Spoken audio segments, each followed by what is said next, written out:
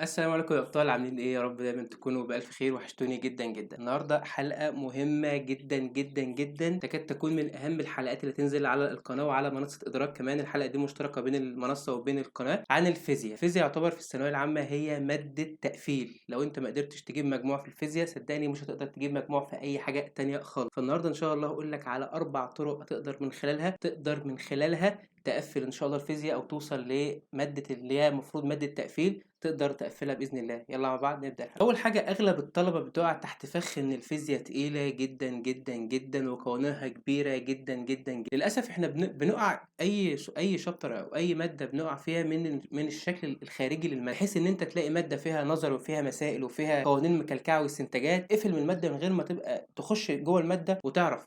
أغلبنا جدًا يعتبر في مسائل أنا لحد الآن باخدها مسائل طويلة جدًا، جدًا، ولكن أنا باجي أحل بتعتمد على أول خطوتين والباقي كله حاجات بسيطة جدًا، جدًا. فبالتالي دايمًا ما تعتمدش إن المادة من برّه كده إن فيها قوانين وفيها نظري كتير وفيها مسائل كبيرة، فما تقدرش إن أنت تحلها. الفيزيا حاليًا الثانوية العامة هي مادة التقفيل، لو أنت ما جبتش تقدير فيها تعرف تجيب مجموع. أنا آسف جدًا في اللي باقوله لكم ده حاجة أساسية ومبنية على حاجات كتير جدًا، جدًا، ولكن أنت هتقدر تحل في الفيزيا تقدر تجيب مجموع. عندنا كده مواد كده اسطمبة كده هي تقدر إن أنت لازم تقفلها عشان تقدر تجيب من خلالها تجيب مجموع. بنقعد نحل في نظري كتير وبنفضل نجهد نفسنا في النظري كتير، وبنرجع بعد ما نخلص النظري نبدأ نحل مسائل، وطبعًا ده غلط جدًا.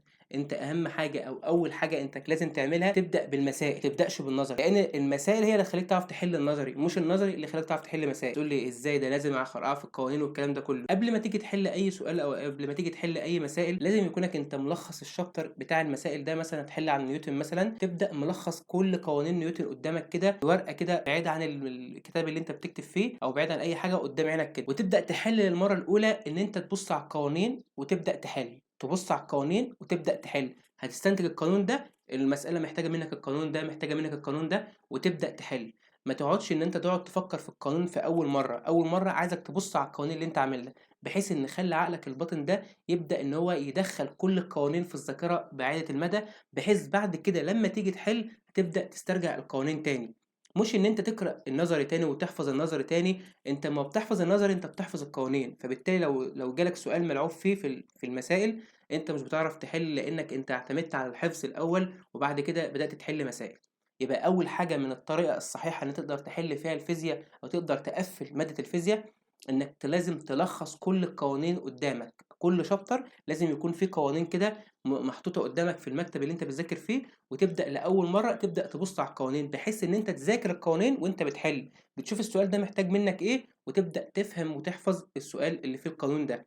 بعد كده تدريجيًا هتبدأ تحل مع نفسك، هتلاقي نفسك بقى جاي لك في النظري مثلًا استنتاج القانون المعيّن مثلًا، هتلاقيك أنت فهمته أصلًا لإنّك أنت حليت عليه، فبالتالي بتبدأ إن أنت تحله. أمّا جزء التعريفات بقى، تعريف نيوتن والحاجات دي كلّها، ده كلّها حفظ مش مشكلة، ولكن مش هتاخد منّك وقت ومجهود كبير قد ما المسائل اللي هتاخد منّك وقت ومجهود كبير. تالت حاجة واللي هي برضك مهمة جدًا ومش هاطوّل عليكم في الحلقة دي، لازم تكونك عارف استنتاج القانون ده.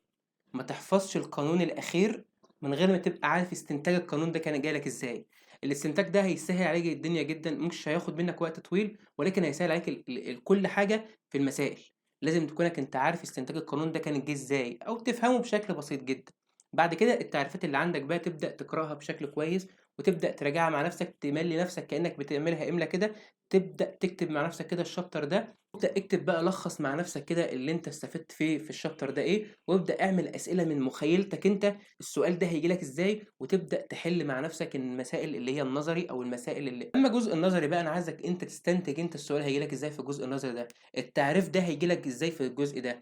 تبدأ مع نفسك تجيب ورقة بيضا كده وتبدأ تلخّص كل المسائل أو تبدأ تلخّص كل النظري اللي عندك في الشابتر ده. هتبدأ تلخّص كل النظري اللي عندك في الشابتر ده، بحيث إن أنت تكتب كل حاجة عن النظري ده.